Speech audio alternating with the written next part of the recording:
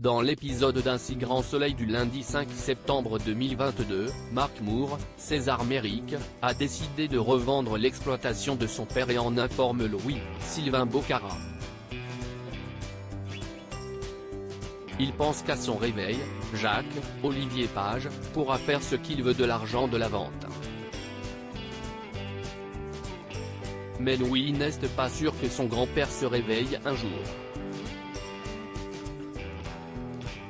De son côté, Kira, Colline Ramos-Pinto, déprime. Après avoir fait obstruction à l'enquête sur la mort de Myriam, Pauline Paolini, elle risque de retourner dans un centre fermé. Démoralisée, elle se confie à Louis. Le jeune homme culpabilise. Si est-il lui qui a demandé à Kira de le couvrir. Toutefois, Kira ne regrette rien.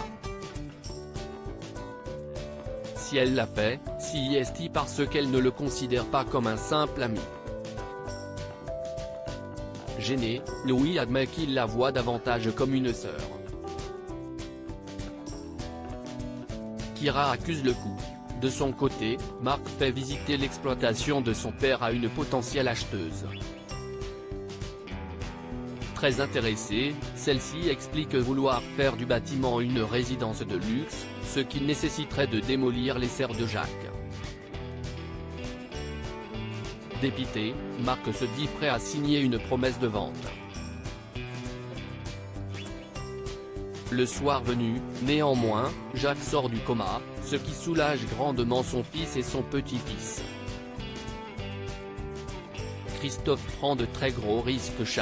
Nicolas Lancelin, demande à Christophe, Hubert Benhamdine, de lui transmettre la facture de son opération en urgence de la veille. Le vétérinaire, qui était en fait en train d'ausculter Patrice Angel, prétend ne rien avoir fait payer. Plus tard, il reçoit un appel de Franck Bellon. L'état de santé d'Angèle ne s'améliore pas et il va devoir opérer rapidement. Christophe, qui n'a toujours pas rassemblé le matériel pour l'opération, lui conseille de mettre Angel sous morphine en attendant. De son côté, Elisabeth, Christelle Labaude, organise une fête pour l'anniversaire d'Alain, Frédéric Van Dendrich, mais son esprit est ailleurs. Elle commence à se demander s'il ne serait pas mieux de vendre Elle Cosmétique.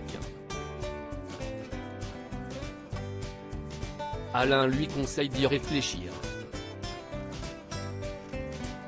De son côté, Christophe entend Cécile, Marie-Gaëlle Calle, et Becker, Yvon Bach, discuter de l'affaire Bellon.